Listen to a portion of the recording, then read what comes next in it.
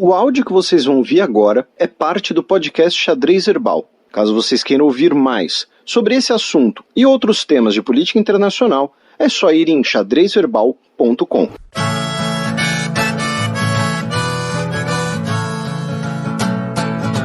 Coluna aberta. New York City, summer sweat, and the boys are rolling their cigarettes. Imagens de satélite mostram construções chinesas perto do local de conflito na fronteira com a Índia. Isso, diversas matérias, né, ao redor aí do mundo mostraram imagens de satélite perto não, né, na região do vale do rio Galwan, mostrando que a China construiu, né, colocou ali algumas construções, né, na região.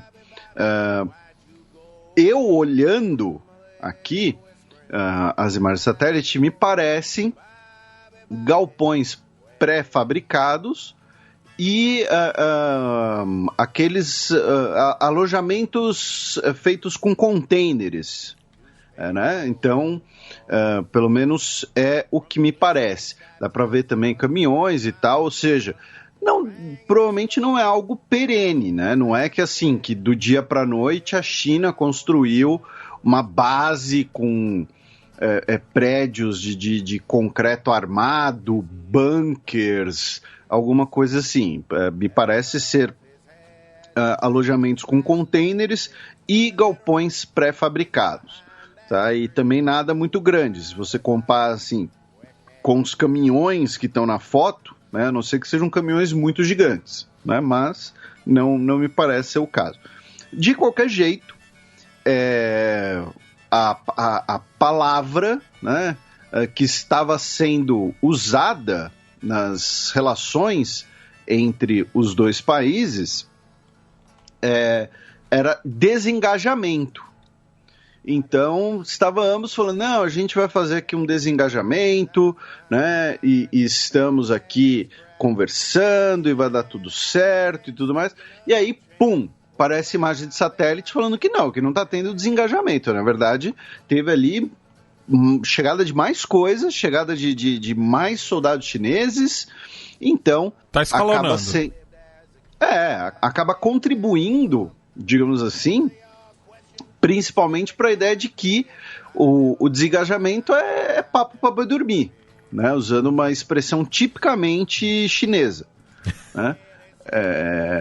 Então, que na verdade é só retórica, que no fim das contas você tem sim uma presença ali, o estabelecimento de uma presença, ou eventualmente uma ampliação dessa presença que já existia, né? A gente explicou um pouco no programa passado a origem, né, desse conflito, a origem desses choques e dessas reivindicações fronteiriças, né, o que cada país reivindica em relação ao outro aproximadamente, mas de qualquer jeito acaba sendo, né, mais um elemento nesse caldeirão, e principalmente um elemento que pode comprometer as conversas, pode comprometer uma negociação mais ampla e mais, como é que eu posso dizer, assertiva.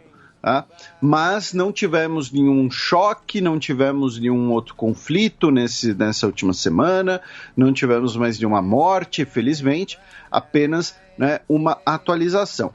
E outra atualização em relação à China e questões geopolíticas e estratégicas, né, foi que a China, essa semana, terminou, né, de lançar os satélites do seu sistema de navegação, né? O sistema, né, os nossos ouvintes, né, não tem a ver com K-pop, tá? Mas o seu sistema BDS-D, e que significa Beidou.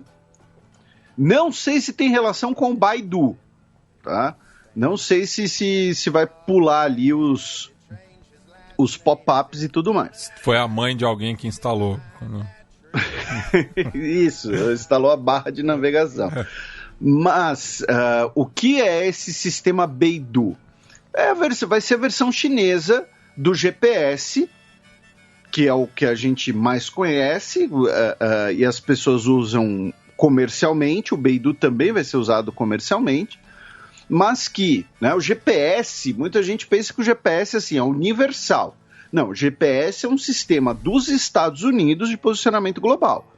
A Rússia tem o GLONASS, a Europa tem o Galileu, e agora a China lançou o último satélite do Beidou. Então,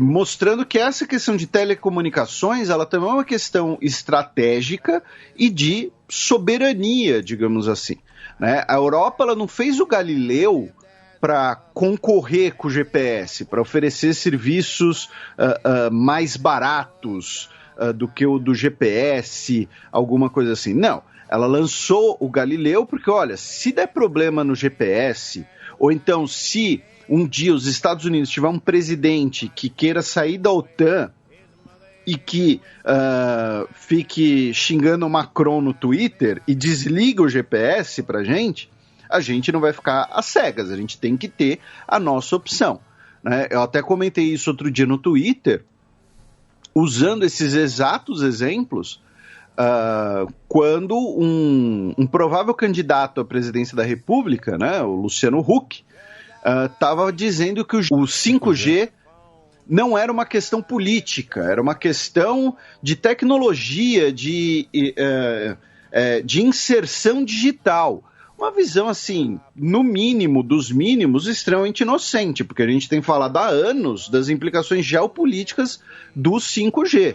Né, os Estados Unidos falando, olha, né, para os seus aliados, não compra os equipamentos chineses, a Suécia botando dinheiro na Ericsson para desenvolver uma alternativa viável a tempo, o Reino Unido ali tentando ficar meio em cima do barco, olha, a Huawei vai poder participar do 5G, mas só na parte mais comercial. A parte de estrutura mesmo não vai poder. Então, acaba, né, sendo mais um exemplo, né, dessa relação entre sistemas de comunicações e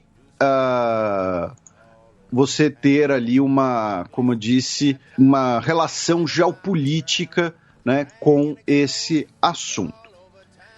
Saindo da China, vamos rapidamente para a Península Coreana, em que o regime da Coreia do Norte disse que vai lançar centenas de milhares de panfletos em direção ao sul, né, como retaliação pelos panfletos que os grupos do sul, né, mandam ao norte por balões. Né, a gente já comentou isso algumas vezes, né? Mandam pendrives com doramas, mandam pendrives com K-pop. Então, o norte disse que vai mandar também os seus panfletos rumo ao sul. E, inclusive, se vocês forem no Twitter, no perfil do jornalista William Gallo, vocês podem ver fotos, né, que muito provavelmente foram divulgadas pela mídia estatal norte-coreana, na verdade, porém ele reproduziu e foi como eu cheguei nelas, mostrando os panfletos, mostrando o pessoal ali empilhando os panfletos e tudo mais. Só que vai ficar aqui um puxão de orelha pro pessoal da Coreia do Norte, porque eles estão todos usando máscara na hora de fazer isso. Só que estão todos usando a máscara cobrindo a boca, não está cobrindo o nariz. Então, assim, pelo menos não não tá no adianta pescoço, nada. Né? Pelo menos não tá no pescoço, mas... então fica aí o puxão de orelha também para todos os nossos ouvintes que usarem máscara cobrindo sua boca, tem que cobrir o nariz também. Eu quero saber onde tá o Átila da Coreia do Norte para dar esse puxão de orelha neles também. Lembra aquele capítulo do Maluco no Pedaço, que o Will vai pra escola particular lá e ele usa o nó da gravata na testa, porque o regulamento diz que tem que usar o nó da gravata, não especifica onde? É isso. E ele usava o paletó ao avesso também. Também, é. Então, a Coreia do Norte, né, vai dizer, né, vai mandar aí esses panfletos rumo ao sul. E assim, é aquela coisa, chumbo trocado não dói. precisava implodir lá o prédio, que a gente comentou semana passada? Não precisava. Falava, ó, pronto, vocês estão mandando aqui os balões pra cá, com panfletos, com doramas, com K-pop, com nota de $1, tudo bem, a gente vai mandar panfleto aí pro seu lado também. Então, deve ter desenho animado norte-coreano também. Então, pronto, né? A ideia do chumbo trocado não dói. E, brincadeiras à parte, né? A Coreia do Norte também anunciou que suspendeu, né, o exercício militar que estava planejando fazer na região da fronteira, né? Então, porque junto com a demolição do prédio, né, com a implosão daquele prédio, havia o anúncio de que a Coreia do Norte faria um grande exercício militar perto da região da fronteira, né, que seria ali até uma ameaça, né? Então, nesse caso, né, agora disseram, olha, não, vamos suspender o exercício, né? Então deram ali uma recuada, né? Talvez, possivelmente, por algo que tenha acontecido nos bastidores, né? Que foi o que a gente também mencionou no programa passado. E falando em bastidor, meu caro Matias, aí tem uma notícia interessante, que é o seguinte, uma notícia dessa semana, que pelo fuso horário, inclusive, seria uma notícia de hoje, né? O Japão deu um passo atrás, recuou da decisão de comprar o sistema Aegis dos Estados Unidos. O sistema Aegis é um sistema de mísseis antiaéreos. Você que teve um problema, uma dependência química em relação a Civilization 2, talvez se lembre do cruzador Aegis, sim, que tinha vezes 2 versus ataques aéreos na sua defesa. E o ministro da Defesa do Japão, o Taro Kono, disse que esse sistema seria muito caro para as necessidades japonesas e iria requerer também muito tempo de planejamento para que ele fosse colocado em lugares em que não tivesse o risco de foguetes ou de, enfim, qualquer coisa, não atingissem áreas populosas. O que no Japão é virtualmente impossível, né? O Japão tem uma densidade populacional bastante grande. Só que, por que eu disse que isso pode ter a ver com bastidores e que é interessante? Porque, né, o Japão decidiu comprar esse sistema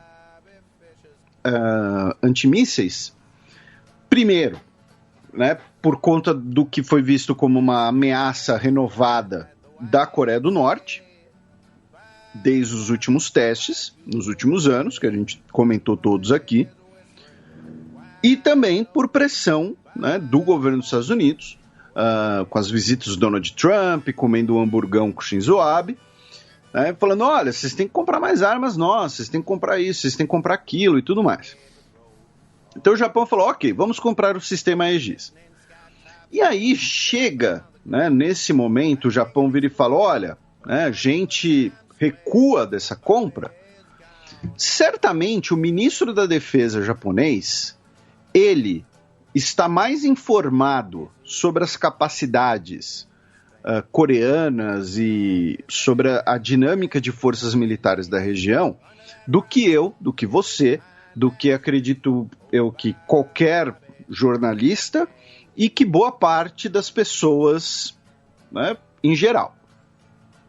Então, a decisão de recuar dessa compra é por si só uma notícia interessante porque ela revela um possível desdobramento do bastidor, deles falarem, olha, né, a gente talvez não precise desse negócio aqui, né, talvez a gente não né, a situação talvez esteja melhor, esteja melhorando, ou então vamos recuar dessa compra como um sinal de confiança para algum processo que esteja rolando nesse momento, né?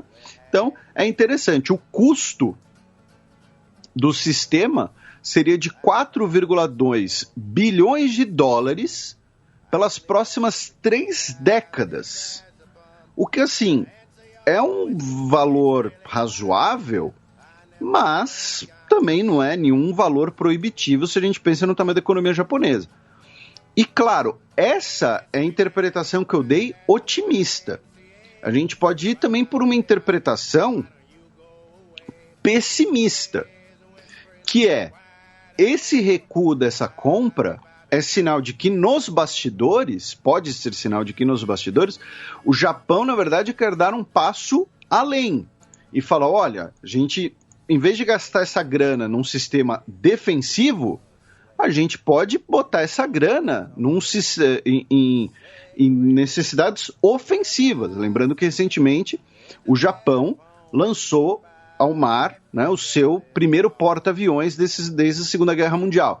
Ah, não é um porta-aviões, é um porta-helicópteros. Ok, é uma questão ali de um loop legal. Né? Para o porta-helicópteros virar um porta-aviões, ainda mais considerando que o Japão vai operar, né, aviões de decolagem vertical, é só, né, sei lá, é virar uma chavinha. Né? E talvez nem isso. Então, é interessante aí. Agora, a gente vai lá para o sul, a gente vai para a Oceania, né? A gente junta aqui Ásia e Oceania nesse bloco. Vamos primeiro para Nova Zelândia, onde o governo confiscou cerca de 90 milhões de dólares que estão ligados a uma companhia neozelandesa cujo dono é um russo chamado Alexander Vinnik, que seria suspeito, né, ele é suspeito, né, de ter lavado e manipulado, roubado bilhões de dólares em moedas digitais. Tá? Ele seria ali o principal líder de um esquemão de lavagem de dinheiro usando bitcoins. A empresa dele chama BTCI e ele é procurado pela França e pelos Estados Unidos. Ele já havia sido preso na Grécia em 2017, tá? E a Nova Zelândia confiscou aí 90 milhões de dólares ligados a ele em seu território. Aí na Nova Zelândia a gente vai para a Austrália, mas antes a gente vai ficar no meio do caminho, porque os dois países vão, em conjunto, sediar a Copa do Mundo Feminina de Futebol de 2023. Estavam competindo com a Colômbia, depois que o Brasil, né, recentemente, desistiu da candidatura.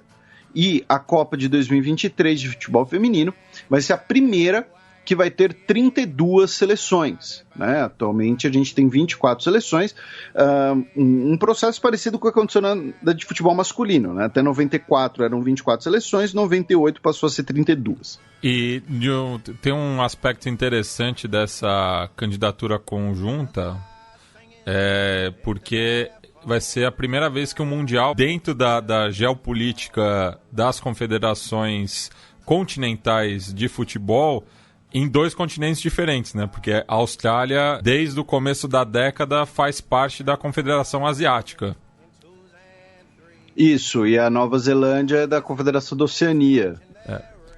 Não tinha pensado nisso, interessante. E, assim, do ponto de vista daí mais histórico sobre a modalidade na Austrália, especificamente, é algo similar aos Estados Unidos, né? Já que a equipe feminina de futebol australiana, que é conhecida como as Matildas, é mais bem sucedida do que a masculina.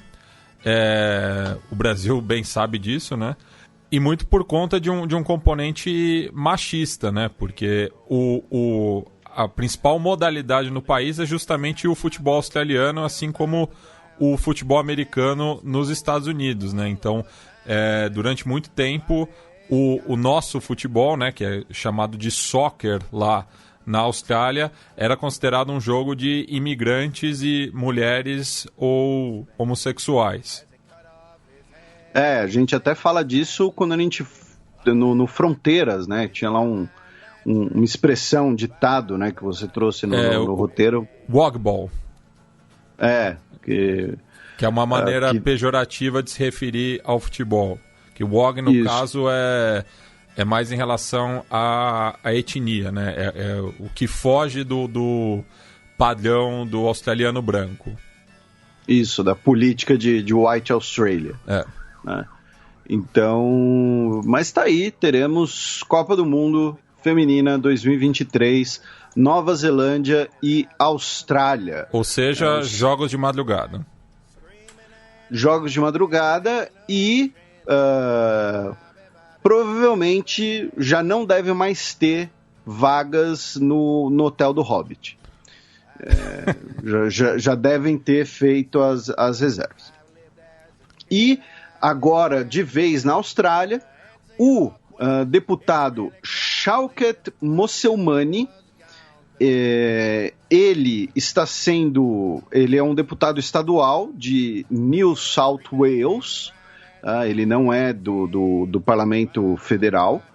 Ele está sendo investigado por agências de segurança nacional por ligações à China, né? De ele possivelmente ser até um líder, um agente chinês, né? Digamos assim. Então, vamos ver como é que isso daí vai resultar. Ele, que era do Partido Trabalhista, eu digo que era do Partido Trabalhista porque assim que isso foi revelado, acho que deve ter rolado ali olha, você vai dizer que você está pedindo para ser suspenso do partido e virar independente, porque senão a gente vai ter que dar um chute na sua bunda. Né? Porque assim, foi logo depois, né, que ele falou, não, eu estou pedindo aqui, enquanto durarem as investigações, eu estarei ausente do partido e tudo mais e tal, provavelmente, né, para não darem um chute na bunda dele.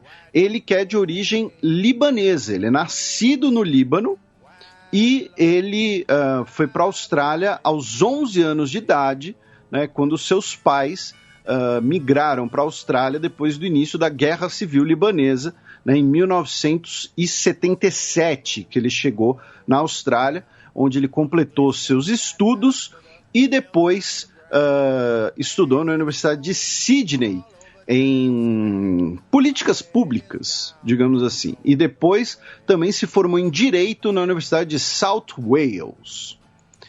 Aí da Austrália a gente contorna ali o Sudeste Asiático, vamos para o subcontinente indiano, a gente deu a volta pelo Himalaia, porque não está seguro cruzar o Himalaia agora, então a gente foi da China. Tão seguro, né? Tem isso, né? Mas antes era complicado por causa da natureza. Questões climáticas. Uma notícia, assim, cara, que eu achei muito... certamente alguns dos nossos ouvintes, né, nós temos ouvintes que trabalham com isso, inclusive já comentaram aqui questões climáticas, meteorologia, e que é o seguinte... Teve uma tempestade de relâmpagos no norte da Índia, por conta das chuvas. Então vejam, não é que teve uma tempestade de água e aí teve um relâmpago, outro relâmpago. Não, teve uma tempestade de relâmpagos. Então nós tivemos mais de 100 pessoas mortas nos últimos dias na Índia. Tá? Não foi nem questão assim de o acúmulo do mês, não, foi alguns dias. Tá? No estado de Bihar foram 83 mortes, em Uttar Pradesh foram pelo menos outras 20 mortes, e tem pelo menos outras 20 pessoas internadas em estado grave, segundo a matéria da BBC. Tá? Foi uma tempestade de relâmpago e as autoridades pediram para as pessoas ficarem em casa, né? Dizendo que, segundo ali o governo do estado de Bihar, foi o maior número de mortes por relâmpagos nas últimas décadas, nos anos recentes. Então, assim, cara, achei isso muito... Sei lá, acho que os maias, acho que o negócio de que revisaram lá o calendário maia tá certo, até porque agora a gente vai pro Paquistão e descobrir que outra fronteira complicada, né? Sim, e descobrir que a Pakistan International Airlines afastou 150 pilotos porque eles estavam com brevês irregulares, incluindo aí brevês falsos. Mas eles tinham todos os créditos, só faltou a tese? Não, cara, tipo... assim, eu não... dos 434 pilotos da empresa, 150 foram afastados por irregularidades nos seus brevês, né? Então, assim, tipo... Eu não sei e tenho dúvidas se quero saber, né, qual o alcance dessas irregularidades. É desde o cara que foi lá e comprou, né, o brevet de piloto baseado em jogar Flight Simulator apenas, ou sei lá, o cara que é piloto, mas a licença dele estava vencida. Mas a origem disso foi um acidente em 2018, quando o brevet de um piloto estava marcado a uma data que, assim, né, válido a partir de... E era um feriado, ou seja, dificilmente um documento legítimo seria emitido naquele dia. E o que acontece? O mais recente acidente que teve no Paquistão, que a gente comentou, teve até um ouvinte nosso no Twitter, infelizmente não vou aqui conseguir pegar o nome dele, até porque já faz um tempo, mas um ouvinte nosso que é piloto, inclusive, ele falou que muito provavelmente foi erro humano ligado ao trem de pouso. Possivelmente o piloto poderia até ter esquecido de estender o trem de pouso. E descobriram que o piloto desse acidente também estava com uma licença em situação complicada. Então, assim, moral da história, eu nunca vou voar de Pakistan International Airlines. Tá? Se um dia eu for pro Paquistão, eu vou viajar de busão. Mas, assim, cara, 150 pilotos de 434, não é 2, são 150. E assim, é um tipo de exercício que é muito complicado, entendeu? Não dá nem para comparar com o camarada comprar a carta de motorista e sair dirigindo, porque eu aprendi a dirigir já quando era criança com meu vô, né? Aquela situação bem anos 90, né? Ah, não, aprendi a dirigir com meu vô e fui lá, comprei a carta, não vou ficar fazendo prova nem nada porque eu já sei dirigir. Não, cara, é um avião. Se você não sabe, a gravidade vai dar conta. Então, tá aí. Eu nunca vou voar de Pakistan International Airlines. Fica aqui já o aviso. O pessoal devia ser bom em Flight Simulator, né? Pois é. Não preciso de brevet. Eu zerei Flight Simulator. Sei lá se então, dá pra zerar o Flight Simulator, mas sim. Acho que não existe essa possibilidade. Mas eu adorava jogar Flying Corps. Era um simulador de voo da Primeira Guerra Mundial. Pô, eu sou o Barão Vermelho agora.